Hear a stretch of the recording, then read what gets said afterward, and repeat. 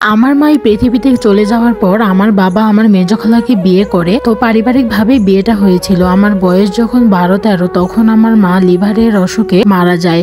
আর ঠিক তখনই আমার দাদার বাড়ি এবং নানার বাড়ি থেকে সিদ্ধান্ত নেয় আমার বাবা দ্বিতীয় বিয়ে করাবে। যেহেতু আমি একা ছিলাম, আমার কোনো ভাই বোন ছিল না, আর দাদা বাড়িতেও আমার 4টা চাচা ছাড়া ফুবুও ছিল না যে আমার দেখভাল করবে। অসুস্থ এক দাদি ছিল, যার কারণে আমাকে দেখশন করার জন্য আমার বাবাকে মূলত বিয়েটা দেওয়া হয়। সেখান থেকে আমার নানার বাড়ি থেকে আমার মামারা সবাই সিদ্ধান্ত নেয় আমার মেজো খালার সঙ্গে আমার বাবার বিয়ে দিবে। কথা মতো বিয়েটাও হয়ে যায়। কিন্তু বিয়ের কয়েক মাস যেতে না যেতেই আমার খালা আমার সঙ্গে দুর্ব্যবহার শুরু করে। নিজের খালা সৎমা হওয়ার পর বুঝেছি মা তো মাই হয়, মায়ের মতো আর কেউই হতে পারবে না।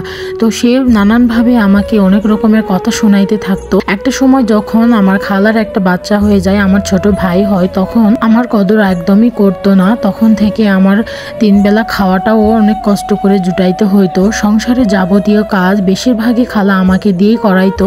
যেই খালা একটা সময় আমাকে এত ভালোবাসতো, এত ভালোবাসা দিত, সেই খালা আজকে আমাকে দেখতে পায় না। তার কাছে আমি তার চোখের বিষ হয়ে যেন গেছি, এমন একটা ব্যাপার। এরপর নানা বাড়ি থেকে যখন বেড়াতে যাই, নানা বাড়িতে বেড়াতে গেলেও দেখতাম যখন আমার মা ছিল তখন সবাই আমার কদর করতো। এখন তো নানা বাড়িতে ভালো মন্দ কোনো কিছু রান্না হইলে সবার আগে আমার ভাইয়ের প্লেটেই যাই, কারণ তার মা আছে, বাবা আছে, তার কদরটাই বেশি হয়। আমাকে তো কেউ ভুলেও দেখে না যে আমি একজন আছি।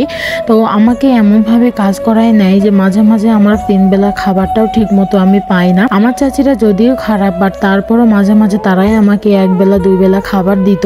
এভাবেই আমার দিন যাইতো। করেই বুঝতে পারলাম আমার বাবাও কেমন জানি পরিবর্তন হয়ে গিয়েছে। বিয়ের কয়েক মাস পরে বাবা আমার সাথে অনেক দুর্ব্যবহার শুরু করে। যেই বাবার কাছে আমি কলিজার টুকরা ছিলাম, প্রতি রাতে প্রতিদিন বাবা বাজার থেকে আসার সময় আমার জন্য ভালো মন্দ সব খাবারই নিয়ে আসতো, যেগুলো আমি পছন্দ করতাম। আর এখন তো বাবার কাছে কিছু চাইতে গেলে আমার শুনতে হয় যে আমি নাকি বিলাসিতা করছি বেশি বেশি। আমার প্রয়োজনটুকু চাইতে গেলেও বলে আমি নাকি অনেক বেশি বিলাসিতা করতেছি। এমন ব্যবহার সত্যি মেনে নেওয়া অনেক কষ্টকর। এসব দিনের পর দিন সহ্য করেই যাচ্ছিলাম। মনের কষ্ট, মনের দুঃখ কাকে বা বলতে যাব। এই পৃথিবীতে মা যদি থাকতো তাহলে হয়তো আমার জীবনে এরকম দুর্দিন আসতো না। আসলে মা না মাই হয়, মায়ের মতো আপন করে কেউই রাখে না।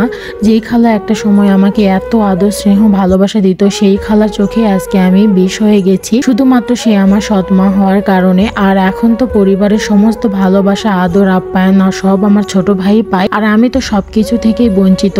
একটা সময় অনেক কথা বলতাম, অনেক কথা ধরতাম, কথার উত্তর দিতাম, কিন্তু পরে বুঝতে পারলাম যে এসব কথার উত্তর দেওয়ার কারণে আমাকে বিয়ে দিয়ে দেওয়া হবে। আমাকে বদনামও দিয়েছিল যে আমি নাকি ফোনে কথা বলি ছেলেদের সঙ্গে। আর যেহেতু আমার কাছে কোনো ফোন ছিল না, তবুও তারা বলেছিল আমি নাকি আমার বান্ধবীদের ফোন থেকে ছেলেদের সঙ্গে কথা বলি, আমাকে তাড়াতাড়ি বিয়ে দিতে হবে। আমাকে বিয়ে দিতে পারলেই যেন আমার খালা বেঁচে যায়, এমন একটা ব্যাপার। কিন্তু আমি বিয়ে করব না, বিয়ে করতে একদমই রাজি ছিলাম না।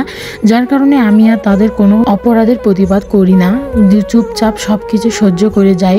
আসলে এই পৃথিবীতে মায়ের মতো কেউই হবে না। আর যেহেতু আমার নিজের খালাই আমার সৎ মা, সেখান থেকে তাকে বা আমি কি বলবো। আজকে যদি আমার বাবা অন্য কাউকে বিয়ে করতে হয়তো বা আমি তাকে কোনো কিছু বলতে পারতাম, মনের কষ্টগুলো নিজের খালার সঙ্গে শেয়ার করতে পারতাম, কিন্তু সেটাও আমার পক্ষে সম্ভব হয়ে উঠতেছে না। তো বন্ধুরা, গল্পটি আমার জীবনের অনেক কাছের একজন বন্ধুর। তো যদি ভালো লাগে অবশ্যই শেয়ার করে পাশে থাকবে।